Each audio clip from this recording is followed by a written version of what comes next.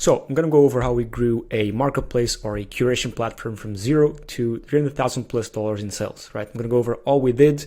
It's going to take me about 10 to 15 minutes to explain this. So if you don't have time and prefer to watch the cat video, please do go ahead and save this for later. Watch it whenever you can. But again, it's going to be a breakdown of exactly how we did it, how you can do it too, and why I think you should do it too, instead of starting a dropshipping store and all that, right? So let's jump straight into it. Going to minimize my face here real quick.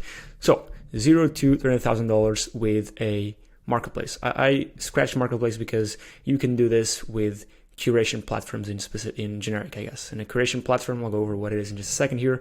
But essentially, it's either a marketplace or a directory, right? It is a centralized place where you can curate and aggregate people, places, products, services into this one centralized platform, right? That's what a curation platform is, right? Airbnb is a curation platform, for example. Now, so what we did, screenshot here from our dashboard, right? We launched around here in June of 2022, and in June of 2023, we were at more than $300,000 in sales, right? So on the platform we created, we generated this in value, right? Pretty straightforward. Of course, it's not all this is profit.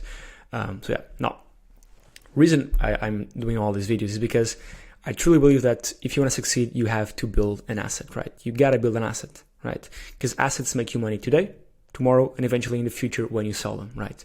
An asset is simply something that you can extract value from, right? A dropshipping store isn't an asset, right?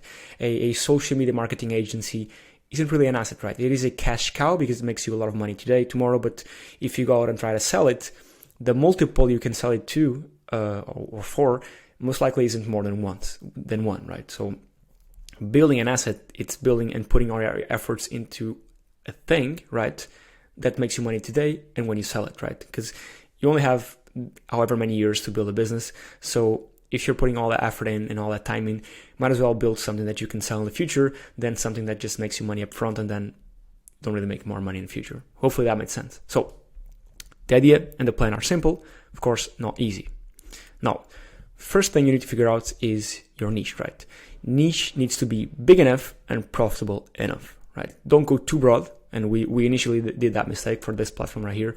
Now I'll go over what the platform is, but we went too broad, right? If this is a funnel, instead of us being here, like in this niche specific, we were up here, right? We were too broad, right? And only when we started funneling down our niche was when we saw more success, right? And remember, Amazon started just selling books, right? Amazon right now, they sell everything, right? They're top of the funnel. But before, they used to be just down here. They only sold books, right? Airbnb only rented houses in San Francisco, right? So we have two things right here. So Amazon, you got the niche down in terms of product, right? And Airbnb, you got the niche down in terms of location, right? They started in San Francisco, then they expanded to the whole world. Amazon started with just one product, then they expanded to every single product that exists, right? So hopefully this is making sense. And again, there are just so many examples of this. And don't try to be everything. Be the everything of your niche, right? Be the go-to place for gardening, go-to place for SEO, the go-to place for cameras, right? Or the go-to place for cameras for YouTubers, right? Go very, very niche down, and then you can broaden up, right? Because there's no issue and there's nothing wrong with niching down and then expanding your niche, right? It's much harder to go broad and then niche down, then go niche down and then go broad, right? So go very niche down. And the sentence, the riches are in the niches, is cliche, but it's 100% true, right? It's a cliche for a reason, because it is true. So, like I said, start a niche, then expand if needed, because maybe you don't even need to expand, right? You might not need to expand, right? So, and I guess tailoring to this, to what we created a platform called vetted.com. I don't want to try and sell you on this. I mean, this is not really the target audience. This is just a platform that curates and aggregates SEO professionals. This is just for SEO. So as you can see, it's very niche down. And you go here and you can essentially hire pre-vetted SEO experts, right? Pretty straightforward. That's what we built, right? Again, I'm trying to sell you on this because, yeah. So yeah, now that you have your niche, right? Ours was SEO. You need to figure out what you're going to curate and aggregate, right? So is it people? Is it places? Is it products and services? Is it assets? There's a website called acquire.com where they're a centralized platform that aggregates assets, aggregates different businesses. Like people trying to sell businesses, they go here and buy and sell them, right? Places, Airbnb, right? Products and services, you got, for example, Product Hunt. People, you got, for example, the marketplace we've built, which is a mix between people and services, because the people here do provide all these different services. So you got to figure out what you want to aggregate, right? What you want to curate and aggregate. Figure that out. Don't do all of them at the same time. And there's another one here, for example, called Mentor Crews, where they essentially aggregate people, and in this case, mentors, right? If you go here and type in SEO, for example, you can hire a bunch of these mentors, right? You can pay to hire these people, so the aggregated people, right? Just figure out what you want to do. Figure out what you want to aggregate, right? Then, how are you going to monetize? Now, we took a percentage fee, but don't do that, right? Don't do this. We took a percentage fee because we wanted to build a marketplace, but this is extremely hard. It's extremely hard to take a percentage fee because you're essentially building a two-sided marketplace, right? You got your platform, people come, they buy, and you send the money to the seller, and the platform takes a cut. That's how the marketplace works, right? Airbnb as well, right? You list your house on Airbnb, someone comes in and rents the house, say for $100 a night, Airbnb sends 90 to you, and 10 goes to them, to the platform, right? This is very, very hard, right? Again, it's extremely hard to take a percentage fee because you're essentially building a two-sided marketplace. It's much easier just to build your own curation platform one-sided, meaning a directory, right? Just a place where people can go, and they don't transact on the platform. I'm going to show you exactly how you can do that. And again, there are millions of ways to monetize your curation platform. And I did a video solely on this.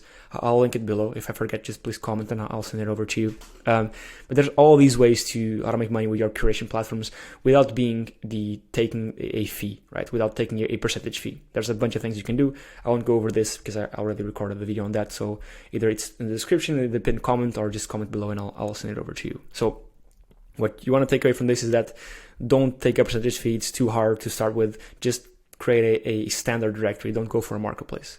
And they're more or less the same thing, right? They're both platforms that curate and aggregate things, people, places, products, services, whatever. But one of them is monetized through transaction fees. The other is monetized through all these different ways. And it's better to do this than the percentage fee. They're both profitable, but this one is much harder. And I speak from experience by building this. I can tell you that's much harder. Now, you have the platform, right? It's time to populate it, right?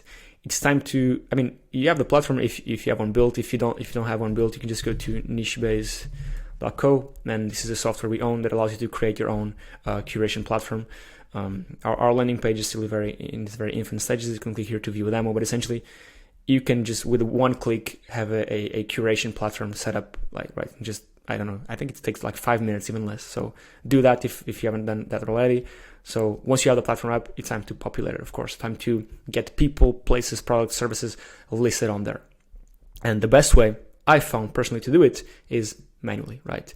Do things that don't scale. When you're starting with stuff, you got to do things manually, do things that don't scale. And what I mean by things that don't scale is things that you wouldn't do in 5 years from now, right? But right now, since you're starting, you got to do things that don't scale, right? For example, add services, places, whatever it is manually. Then reach out to the people when it's ready. And most likely they won't say no. So for example, let's say you were building a directory for houses in, let's say Portugal, let's say Lisbon, the capital of Portugal, where I live. You'd find different houses listed on other places. You would curate and aggregate the best. Let's say, for example, your curation platform was very niche down for houses in Lisbon, Portugal, luxury houses in Lisbon, Portugal, right? So you go out and find all these websites that have all these houses listed. You would curate and aggregate the best listings, right? The only ones that were in Lisbon, the only ones that were high end, right? For the higher end market, because that's your niche, right? And aggregate them all in your platform, right? Once you had done so, you'd reach out to all these people saying, listen, I've built this platform. I listed your house on here. You don't have to have you don't have to do any work. You only have to do any work when someone calls you up or emails you saying they want to book your house, right? And that's like a no-brainer offer, right? Because you're essentially offering them free leads just because. Hopefully this made sense. And again, most likely they won't say no because they don't have to have any work. It doesn't cost them any money, and you're just working for them for free because ideally you're sending them leads. But again, what you need to do here is find a niche again, curate and aggregate what's out there on the internet, and then put it on your platform, aggregate it on your platform, right? And this is all about scale, right?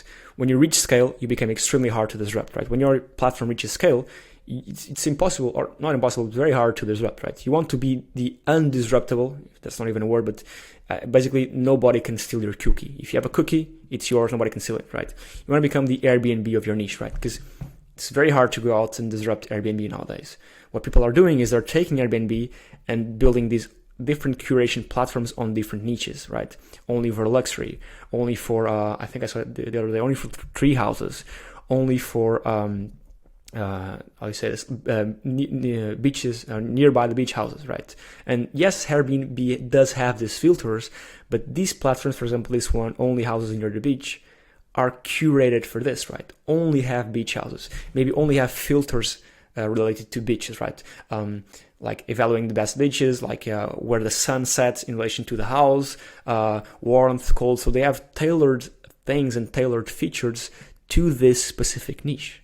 So yes, Airbnb does have some of these features or these filters, but if you go out and curate and aggregate only the luxury beach houses in whatever location from Airbnb, which essentially is a free source of information, you can succeed with it, right? It's simple. It's not easy at all, but it's quite simple, right? Once you understand the concept, it's quite simple. Now, with this, you're building a valuable asset, right? That both generates cash every day and has intrinsic value you can capitalize on in the future, meaning exit your company for a revenue multiple, right? So you're building something that you can make money with this way, right? All these ways. And then in the future, if you want to sell it, because it is producing revenue, right, you can sell it in the future for a multiple of its revenue, right? Because you're building an asset, an actual brandable asset, right?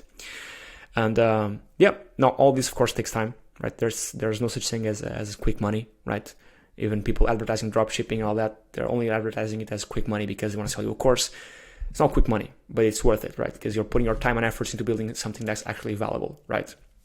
And before I wanted to also add this here, you'll notice that the internet is moving towards a aggregation and curation culture, right? More and more you see these platforms popping up that essentially take all the noise that's on the internet and curate and aggregate it to their niche. It's very important here, niche platforms, right?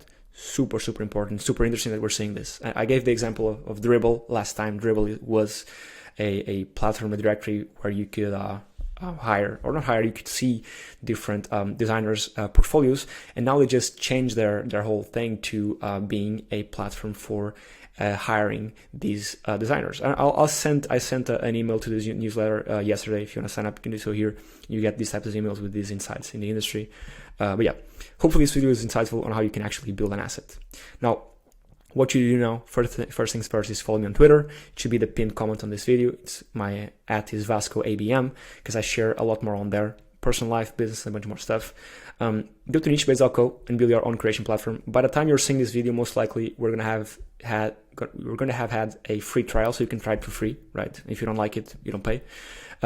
Check the video description because I have a cheap $150 course if you want to make some money, like as a beginner. If you're a beginner, want to make some money. That's how I made a lot of money. That's it. And comment below if you want to see more videos on actual tangible tips on how to grow a curation platform. And again, hopefully this was valuable. Hopefully you took some value from it. My goal here is to share every single thing I learned, and I gotta learn also to speak a bit slower because, hopefully you can understand me. That's it. Like, subscribe, do all the things I said here, and I'll catch you next week. Cheers.